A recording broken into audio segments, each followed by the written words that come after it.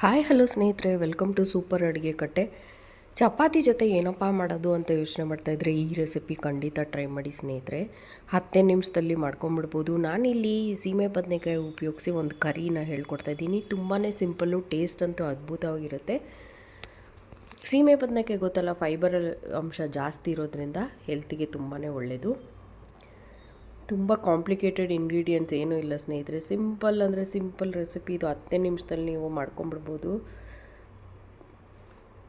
So ಈ recipe ಹೇಗೆ ಮಾಡೋದು ಅಂತ ನೋಡ್ಕೊಳ್ಳೋಕೆ ಮುಂಚೆ ನನ್ನ ಚಾನಲ್ಗೆ ಸಬ್ಸ್ಕ್ರೈಬ್ ಮಾಡ್ಕೊಳ್ಳದೆ ನೋಡ್ತಿದ್ರೆ ಖಂಡಿತ ಚಾನಲ್ನ ಸಬ್ಸ್ಕ್ರೈಬ್ ಮಾಡ್ಕೊಂಡು ನೋಡೋದ್ರಿಂದ ಎಲ್ಲ ನನ್ನ ವೀಡಿಯೋಸು ನಿಮ್ಮನ್ನ ತಲುಪುತ್ತೆ ಅಂತ ಹೇಳ್ತಾ let's get started with this recipe.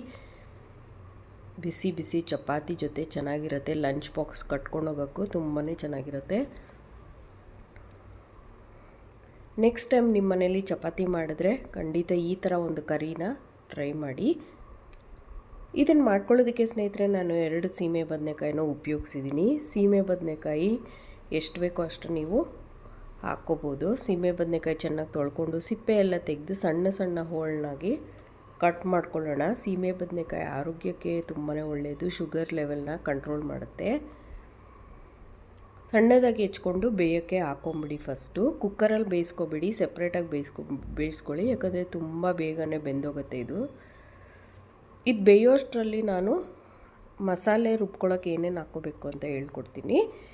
Mixie ಜಾರ್ಗೆ ಒಂದು ಕಪ್ ಆಗೋಷ್ಟು ಕಾಯಿ ತುರಿನ ಹಾಕ್ಕೊಳ್ತಾ ಇದ್ದೀನಿ. ಫ್ರೆಶ್ ತೆಂಗಿನಕಾಯಿ ತುರಿ. ಇದ್ರ ಜೊತೆ 2 ಟೀ ಚಮಚ ಹುರ್ಗಡ್ಲೆನ ಉಪಯೋಗಿಸಿ, ಆಮೇಲೆ ಕೊತ್ತಂಬರಿ ಸೊಪ್ಪು, ಹಸಿಮೆಣಸಿನ್ಕಾಯಿ ಒಂದು 4 ಹಾಕ್ಕೊಂಡಿದ್ದೀನಿ. ಶುಂಠಿ ಸ್ವಲ್ಪ ಹಾಕ್ಕೊಳ್ಳಿ. ಒಂದು ಸ್ವಲ್ಪ ಅರಿಶಿನ ಕೂಡ ಹಾಕ್ಕೋಬೋದು. ಹುಣಸೆ ರಸ ಹಾಕ್ಕೊಂಡು ನುಣ್ಣಗೆ ರುಬ್ಕೊಳ್ಳಿ. ಈ ಕಡೆ ಒಂದು ಬಾಣಲಿಗೆ ಎಣ್ಣೆ, ಸಾಸಿವೆ, ಇಂಗು, ಕಡಲೆಬೇಳೆ, ಉದ್ದಿನಬೇಳೆ ಒಗ್ಗರಣೆ ಹಾಕ್ಕೊಂಡು ಕರಿಬೇವಿನ ಸೊಪ್ಪನ್ನ ಹಾಕ್ಕೊಂಡಿದ್ದೀನಿ. ಒಗ್ಗರಣೆ ಆದ ತಕ್ಷಣ ಇದಕ್ಕೆ ಸಣ್ಣದಾಗಿ ಬೆಂದಿರೋ ಅಂಥ ಹೋಳುಗಳನ್ನ ಸೇರಿಸ್ಕೊಳ್ತಾ ಇದ್ದೀನಿ. ಸೀಮೆ ಬದನೆಕಾಯಿ ಹೋಳು. ಇದೊಂದು 2 ನಿಮಿಷ ಫ್ರೈ ಮಾಡಿಕೊಂಡು ರುಬ್ಬಿರೋ ಮಸಾಲೆನ ಹಾಕ್ಕೊಳ್ಳಿ.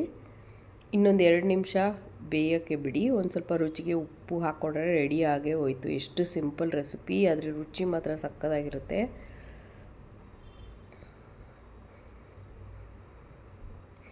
ಈ ಟೇಸ್ಟಿ ಸೀಮೆ ಬದನೆಕಾಯಿ ಕರಿನ ನೀವು ಟ್ರೈ ಮಾಡಲೇಬೇಕು ಸ್ನೇಹಿತರೆ. ಒಂದು ಸತಿ ಮಾಡಿಕೊಂಡ್ರೆ ಮತ್ತೆ ಮತ್ತೆ ಈ ಥರ ಕರಿನ ಮಾಡ್ಕೊಳ್ತೀರಾ. ಚಪಾತಿಗೆ ಸಕ್ಕತ್ತಾಗಿ ಕಾಂಬಿನೇಷನ್ ಇದು. ಬಿಸಿ ಬಿಸಿ ಇರುವಾಗ ತಿಂದರೆ ಇನ್ನೂ ರುಚಿ ಹೆಚ್ಚಾಗಿರುತ್ತೆ. ನೆಕ್ಸ್ಟ್ ಟೈಮು ನೀವು ಚಪಾತಿ ಅಥವಾ ಮನೇಲಿ ಸೀಮೆ ಬದನೆಕಾಯಿ ಇದ್ದರೆ ಈ ಥರ ರೆಸಿಪಿನ ಟ್ರೈ ಮಾಡಿ. ಹೇಗಿತ್ತು ಅಂತ ನನಗೆ ತಿಳಿಸ್ಕೊಡಿ. ಬಹಳನೇ ಈಸಿ, ಟೈಮ್ ಕನ್ಸ್ಯೂಮಿಂಗ್ ಇಲ್ಲ. ಈ ರೆಸಿಪಿ ಟ್ರೈ ಮಾಡಿ ಹೇಗಿತ್ತು ಅಂತ ನನಗೆ ತಿಳಿಸ್ಕೊಡಿ. ಈ ರೆಸಿಪಿನ ಖಂಡಿತ ಎಲ್ಲರ ಜೊತೆ ಶೇರ್ ಮಾಡಿ, ಲೈಕ್ ಮಾಡಿ, ಕಾಮೆಂಟ್ ಮಾಡಿ ಸ್ನೇಹಿತರೆ.